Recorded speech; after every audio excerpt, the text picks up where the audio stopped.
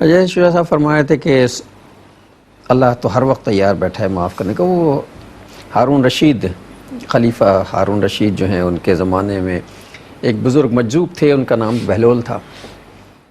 تو بہلول جو ہیں ایک دفعہ مارکیٹ بازار میں بیٹھے ہوئے تھے اور لوگوں نے پوچھا، لوگوں نے چھیڑتے بھی تھے واقعہ. تو اسے پوچھا، بہلول مارکیٹ میں تم کیا کر رہے ہو بیٹھے ہوئے؟ کہنے لگا اللہ اور بندوں کی دوستی کرا رہا ہوں. تو اس نے پوچھا کہ کیا ہو گئی دوستی؟ کہنے لگا نہیں ہوئی. کیوں نہیں ہوئی؟ کہنے لگا اس لیے کہ اللہ تو راضی ہے، بندے نہیں مانتے. اللہ تو مان رہا ہے، بندے نہیں مانتے. بات ختم ہو گئی، آئی گئی ہو گئی. دیکھا کہ کچھ عرصے کے بعد جو ہے بہلول قبرستان میں بیٹھے ہوئے. کہنے لگا حضرت یہاں کیا کر رہے ہیں بیٹھے ہوئے آپ؟ کہنا اللہ اور بندوں کی دوستی کرا رہا ہوں. تو انہوں نے کہا ہو گئی دوستی؟ کہنے لگا نہیں ہو رہی. کیوں؟ کہ بندے تو مانتے ہیں، اللہ نہیں مانتا. تو اللہ اس وقت تک مانتا ہے جب تک ہمارا موت کا غرغرہ نہیں آتا، اس وقت تک ہماری توبہ قبول ہوتی ہے. اس کے بعد پھر توبہ کے دروازے اللہ تعالیٰ بند کر دیتا ہے. اور ہر آن اللہ قبول کرنے کو تیار ہے، بشرطے کہ بندہ سچی نیت کے ساتھ واقعتاً پلٹے اور پلٹنے کا اظہار بھی ہو کہ اب نافرمانی کو چھوڑنا ہے، گناہوں کو چھوڑنا ہے. یہ ہے اصل توبہ. اچھا، ہم یہ سمجھتے ہیں کہ وہ عبادت کا مفہوم ہی ہمارے نزدیک بڑا عجیب ہے نا. تسبیح پڑھنا عبادت ہے، تلاوت کلام پاک کرنا عبادت ہے، نماز پڑھنا عبادت ہے، روزہ، حج، زکوٰۃ، صدقہ، خیرات. توبہ بھی تو عبادت ہے اور دعا بھی عبادت ہے. دعا سب سے پہلی کائنات کی عبادت ہے اور توبہ بھی عبادت ہی ہے. اگر اسے بار بار کیا جائے تو اس کا مطلب ہم بار بار حالت عبادت میں. جی، وہ دو احادیث مختصر جامع ترمذی میں ہیں. حدیث میں ذکر آیا کہ الدعاء مخ العبادہ، دعا عبادت کا مغز، اس کا جوہر، اس کا جسٹ، اس کا حاصل ہے. اور دوسری حدیث میں ذکر آیا ہے الدعاء هو العبادہ، دعا ہی عبادت ہے. اصل میں عبادت میں اگر تفصیل میں جائیں تو ایک کیفیت مطلوب ہے تذلل کی. عربی کے لفظ ہے تذلل، کا مطلب ہے بچھ جانا، جھک جانا. اچھا، یہ بچھنا، یہ جھکنا، یہ 24 گھنٹے کا ہے. اگر ماں باپ ہیں تو حسن سلوک کرو، یہ بھی جھکنا ہے، اللہ کا حکم ہے. رشتہ دار ہے تو حسن سلوک کرو، جھکنا ہے، یہ بھی اللہ کا حکم ہے. حرام معاملہ سامنے آ رہا ہے، حرام کی دعوت آ رہی، چھوڑ دو، اللہ کے سامنے جھکو، اس کو چھوڑ دو، اس کو نہ مانو، اللہ کی مانو، یہ بھی جھکنا ہے، یہ بھی عبادت ہے. تو تذلل یعنی جھک جانا، بچھ جانا، اس کی انتہائی کیفیت ہے دعا میں جب بندہ اللہ تعالیٰ کے سامنے ہاتھ پھیلا دیتا ہے. کوئی فقیر بھی ہاتھ پھیلا دے تو کیا ہے؟ تذلل ہے، ذلت ہے نا اس کی. تو بندے کا تذلل کی انتہا کا معاملہ ہے دعا. تو حدیث مبارک میں کہا جا رہا ہے الدعاء هو العبادہ، الدعاء مخ العبادہ، دعا ہی عبادت ہے، دعا عبادت کا مغز اور اس کا جوہر ہے. اور توبہ تو پیغمبروں کی دعوت کا بنیادی نقطہ ہے. سبحان اللہ. ہم سورہ اعراف اگر پڑھیں قرآن پاک کے 8ویں 9ویں پارے میں تو ہر رسول کی دعوت میں ذکر آتا ہے یا قوم اعبدوا اللہ، اے میری قوم اللہ کی عبادت کرو. ہم سورۃ الشعراء پڑھیں 19 پارے میں تو وہاں ہر پیغمبر کی دعوت آتی اتقوا اللہ واطیعون، اللہ کا تقوی اختیار کرو، میری اطاعت کرو. ہر پیغمبر کی بنیادی دعوت عبادت، تقوی، اطاعت.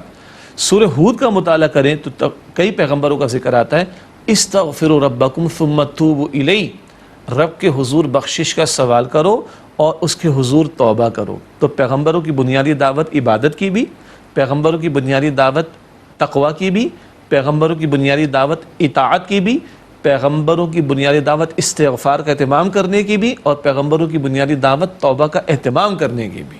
یہ مستقل کرنے کا کام ہے اور یہ عملاً بھی کرنے کا کام ہے. اللہ کے سامنے ہاتھ بھی پھیلانا، استغفار کی کلمات بھی زبان پر، آنکھوں میں آنسو بھی ہو، اللہ کو بڑے پسند ہیں.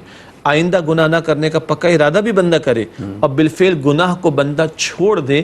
یہ ہے اصل میں توبہ عملاً جو ہم نے کرنی. اور یہ بات پہلے بھی ہم کرتے رہے ہیں کہ اگر بندوں کے ساتھ گڑبڑ کی ہے تو بندوں سے معافی مانگی جائے گی. بندوں کا مالی حق مارا ہے تو ان کا مالی حق لوٹانا بھی پڑے گا. یہ ہے مخلوق خدا کے بارے میں اگر کوتاہی ہے تو اس کا ازالہ کرنا. اور اس کے لیے میں دوبارہ عرض کرتا ہوں کہ عید الاضحیٰ کا انتظار کرنا، یہ چلو ذی الحجہ کا مہینہ برکت والے ایام ہے، بڑی برکت ہے. ذی الحجہ کے مہینے پر ہم کلام کر لیں گے بعد میں انشاءاللہ تعالی.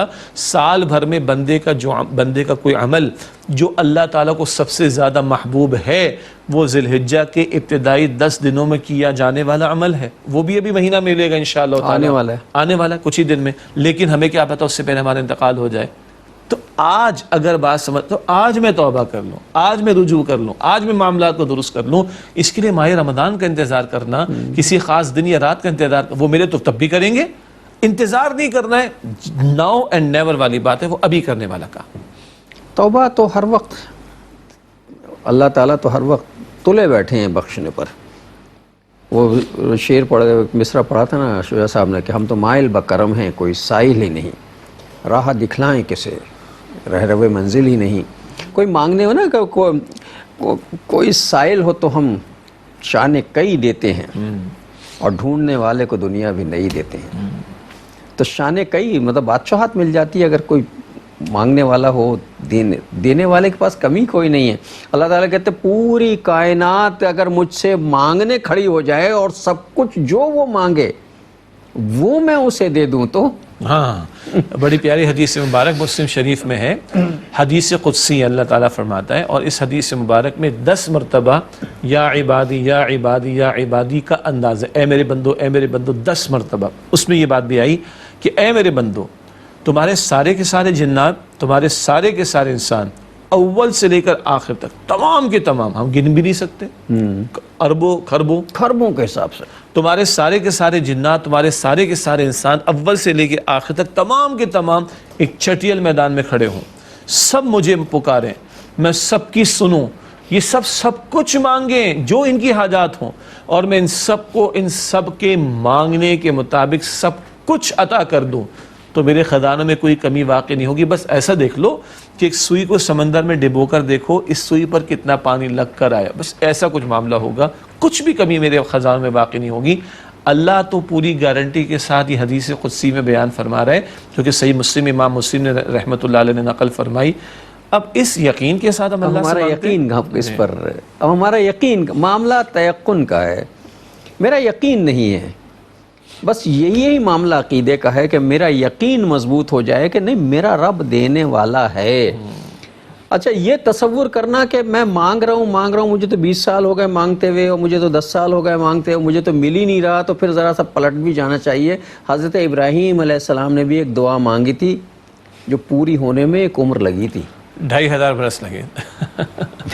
اب وہ دعا 2500 برس. جی ربنا وبعث فیہم رسولا یتلو علیہم آیاتک. جی وہ سورہ البقرہ میں آتی ہے، ربنا وبعث فیہم رسولا منہم، انہی میں سے ایک رسول کو بھیجے اللہ تعالیٰ مبعوث فرما جو ان پر تیری آیات کی تلاوت کرے اور ان کو تیری کتاب کے احکام کی تعلیم دے، حکمت کی تعلیم دے اور ان کا تزکیہ کرے. تو یہ دعا ابراہیم علیہ السلام کی ہے نبی مکرم صلی اللہ علیہ وسلم کے تعلق سے، اور قبول ہوتے ہوتے 2500 برس کم و بیش لگے ہیں.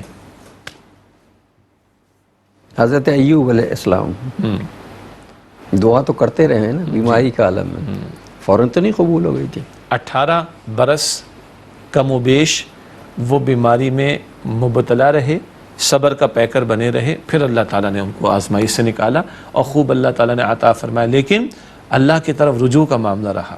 پیغمبر یعقوب علیہ السلام بیٹے چلے گئے، یوسف علیہ السلام کنویں میں چلے گئے، بھائیوں نے ڈال دیے. ہاں لیکن انما اشکو بثی وحزنی الی اللہ، میں اپنا شکوہ اپنا غم اللہ کے سامنے رکھتا ہوں. مخلوق کے سامنے کیا رونا، اللہ کے سامنے رونا. اللہ ہمیں توفیق عطا فرمائے. اللہ تعالیٰ ہمیں توفیق